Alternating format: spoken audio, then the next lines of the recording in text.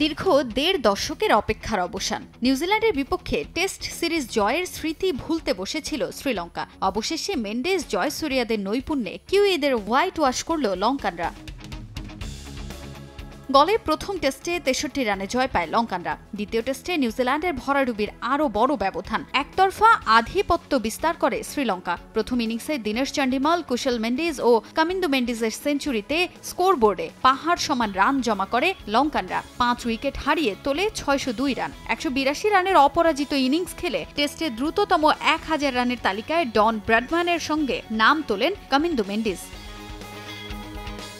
জবাবে প্রথম ইনিংসে মাত্র ৮৮ রানে থেমে যায় নিউজিল্যান্ড। একাই ৬ উইকেট তুলে নেন প্রবোধ জয়সূরিয়া। ফলো অনে পড়া ব্ল্যাক ক্যাপদের হয়ে দ্বিতীয় ইনিংসে Glenn Phillips, David Conway, Mitchell স্যান্টনাররা হাফ সেঞ্চুরি করলেও জয়ের জন্য সেটা যথেষ্ট ছিল না। অবশ্য নিউজিল্যান্ডের পরাজয় তৃতীয় দিনেই নিশ্চিত হয়ে যায়। শেষ পর্যন্ত নিশান পেইরিসের ঘূর্ণিতে ৩৬০ রানে থামে কিউইরা। নিজের অভিষেক টেস্টেই এই স্পিনার তুলে নেন ৯ উইকেট। আর তাতেই ইনিংস ও ১৫৪ রানের বিশাল ব্যবধানে জয় তুলে নিয়ে নিউজিল্যান্ডকে হোয়াইট ওয়াশ করে শ্রীলঙ্কা। এ জয়ে টেস্ট চ্যাম্পিয়নশিপ পয়েন্ট টেবিলের ৩-এ উঠে এসেছে লঙ্কানরা। সাম্প্রতিক দ্বিপাক্ষিক সিরিজে সাফল্য পাচ্ছে লঙ্কানরা, যার কারিগর কিংবদন্তি ক্রিকেটার সনাথ জয়সূরিয়া। জুলাইয়ের শুরুতে অন্তর্বর্তীকালীন কোচ হিসেবে দলের দায়িত্ব নেয়ার পর থেকেই লঙ্কান দলটা খোলন চলে বদলে গেছে। ভারতের বিপক্ষে ওডিআই সিরিজ জয়, ওভালে ইংল্যান্ডের বিপক্ষে টেস্টও জিতেছে শ্রীলঙ্কা। আর এবার নিউজিল্যান্ডকে করল হোয়াইট ওয়াশ।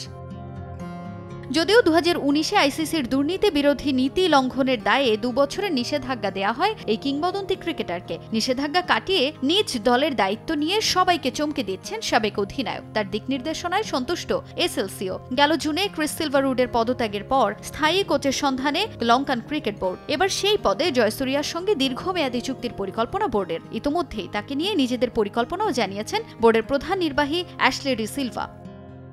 আমরা তার সঙ্গে চুক্তির আলোচনার চূড়ান্ত পর্যায়ে আছি। সম্ভবত আগামী ২-৩ দিনের মধ্যে বিস্তারিত জানাতে পারব। এর আগে কিংবদন্তি এই ক্রিকেটার ২ মেয়াদে শ্রীলঙ্কা দলের প্রধান নির্বাচকের দায়িত্ব পালন করেছেন।